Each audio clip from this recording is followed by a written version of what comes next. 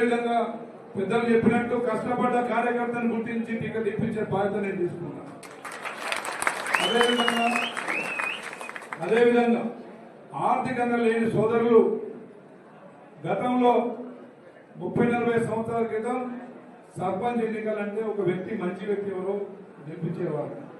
కానీ కేసీఆర్ గారు కొల్లగొట్టిన ప్రజాధనాన్ని కొల్లగొట్టిన సొమ్ముని గతంలో ఏ విధంగా బై ఎలక్షన్లలో వాడిడు, సర్పంచ్ ఎలక్షన్లో వాడిరు మీరంతా చూసింది. మీరంతా గత 10 సంవత్సరాలుగా కష్టకాలంలో ఉన్న వ్యక్తులే. దయచేసి ఈ పెరిగిన ఖర్చులను దృష్టిలో పెట్టుకొని మరి మీరు రిస్క్ తీసుకోకుండా మీలో ఎవరైతే మంచి వ్యక్తిత్వం కొంచెం వెసులుబాటు ఉన్న వారిని మీరు సెలెక్ట్ చేసుకోవాల్సిన బాధ్యత మీ మీద పెట్టడానికే మరి ముఖ్యమంత్రి గారు ముగ్గురు పేర్లు అడగడం జరిగింది. ఈ ముగ్గురు పేర్లు అడిగితే కనీసం మీరైనా సమిష్టిగా నిర్ణయాలు తీసుకోవాలని చెప్పి ఆ ముగ్గురులో ఇంకా కొంతమంది ఇచ్చి ఉండకపోవచ్చు, వారికి కూడా వెసులుబాటు ఇద్దాం.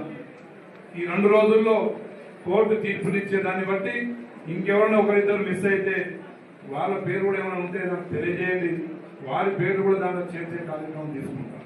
అదేవిధంగా మిత్రులారా, దయచేసి మీరు ఇనానిమస్ గా గ్రామాలైతే ఏ గ్రామాలైతే ఇనానిమస్ గా చేసుకుంటారో ప్రభుత్వ పరంగా 5 లక్షల రూపాయల ఆర్థిక సాయం కూడా అందించే కార్యక్రమం ఉంది.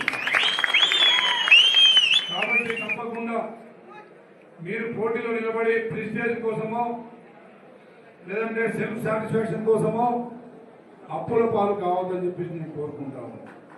అదేవిధంగా మా పెద్దలందరికీ అనుభవం ఉన్న నాయకులందరికీ యువకులకు కూడా ముఖ్య అవకాశం ఇచ్చే విధంగా తయారు చేయమని చెప్పి తెలియజేస్తాను.